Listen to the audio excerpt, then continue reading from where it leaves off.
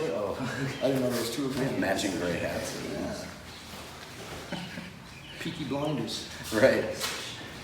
So, welcome back to this little impromptu bonus episode of Two Men Wearing Gray Hats.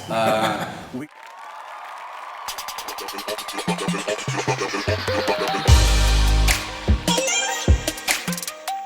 are here with Coach Ray White to talk a little bit about Thai boxing, about his experience. So Ray was up here at MKG Detroit helping us out with a Thai boxing workshop here on Sunday at the end of June, and we spent several hours going over basics, some fundamental curriculum and body mechanics, and then had a blast doing a bunch of Thai clinch and some sweeps. Ray, how long have you been doing Thai boxing?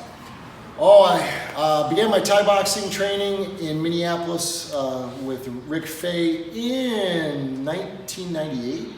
Oh, okay. As part of their overall curriculum, and then I probably started focusing into the Thai classes closer to like 2000, 2003, I think. Okay. How long have you been coaching and teaching? I started teaching in Minneapolis in about 2005, I think. Okay. And then in 2007, I moved south to Minnesota State University, where I started working with the Minnesota State MMA club, and that's where things really started taking off for us. Was that club already in existence, or was that something you started? No, actually, in different forms. Sensei Rudnick, great guy. He was one of the early guys he had guys that wanted to do MMA, and they were a lot of the college wrestlers. And so those guys, way back in the early 2000s, were the first ones that I know of, and there might have been some before that.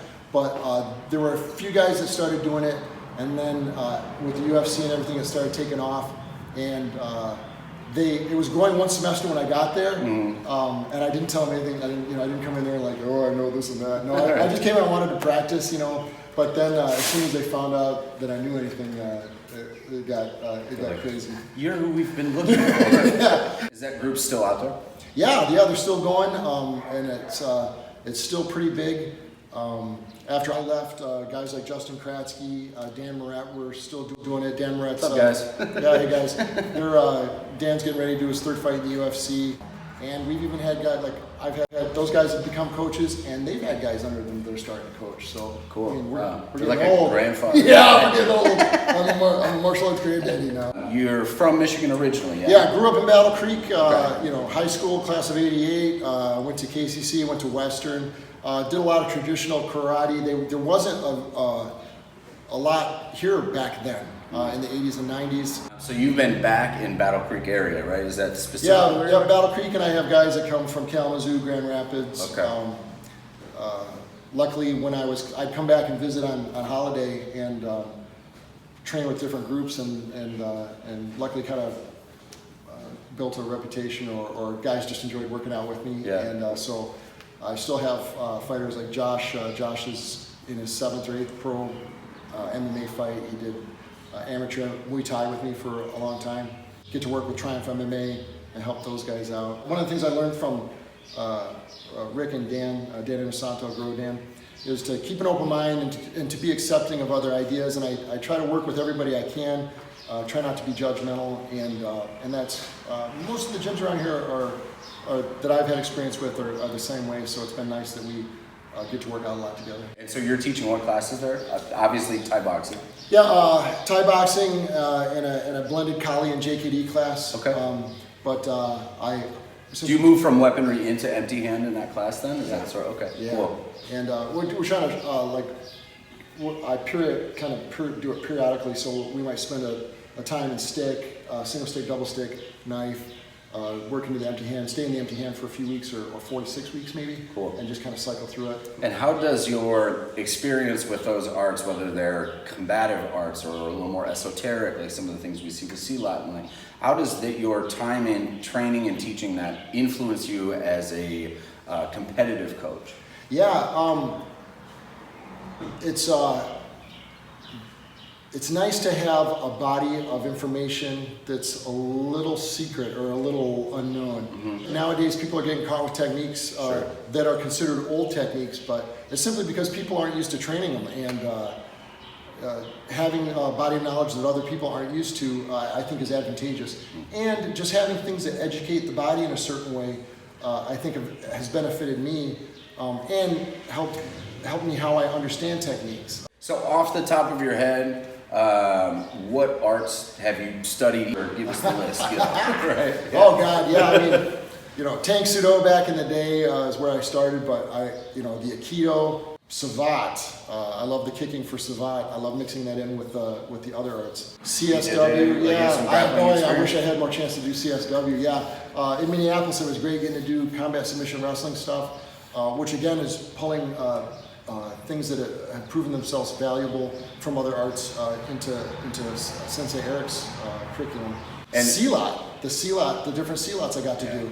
When you're rolling on the ground and you just have a different way of getting into a lock or a submission, the other guy might not know how to get out of it, so that part is cool too. Cool. And the mindset. Silot, they're not there to tap, they're there to destroy or win, so when you're looking at things from a self-defense perspective, it's nice and kind of having that mindset, and then having those techniques where maybe you're not going all the way to the ground, right. Maybe you can finish the guy standing up.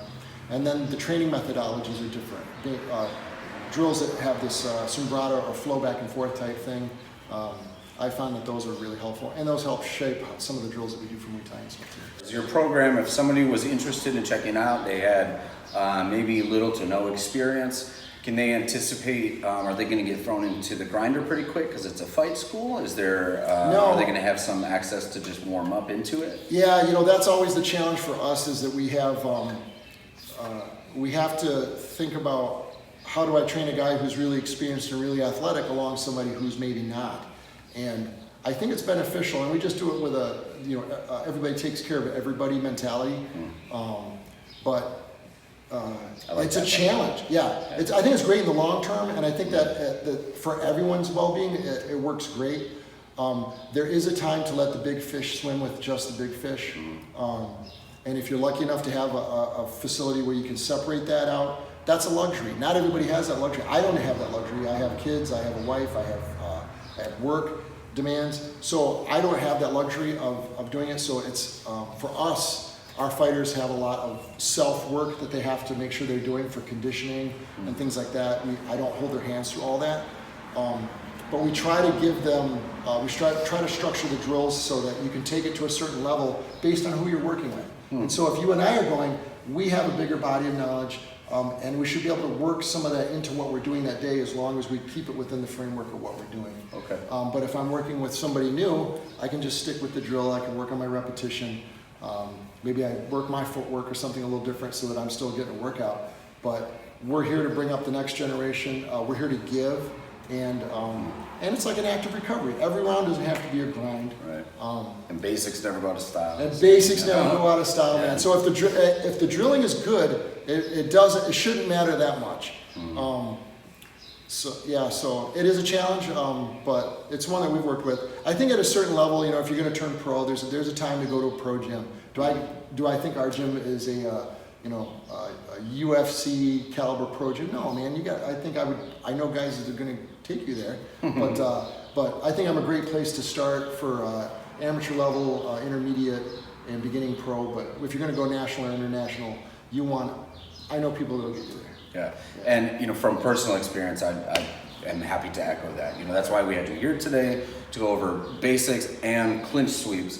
Which to me, I was like, I want a little bit from one end of the spectrum and a little bit from closer to the other end, right? Of simplicity, fundamentals, and then what I was just called dessert, right? Just cool shit, And not that it's not functional or that it doesn't work or anything, but that it's just a little more dynamic and it's really engaging. So whether it's somebody's first day on the mat or it's somebody's first fight in the UFC, to have you be a go-to person that can find something along the way in that full spectrum, that's pretty remarkable, right? And it's not that it's easy to specialize and be very good at one section of that spectrum, right? But there is, I'm gonna use your word again, there's a bit of a luxury to that, where you're like, look, I'm really good at A game. You know what I mean? I'm really good at that top level, but I can't help you down here in the beginning. And some people are really good in the beginning, but that's all they got, and that's great too, because we need those people. There's no secrets really. It just comes down to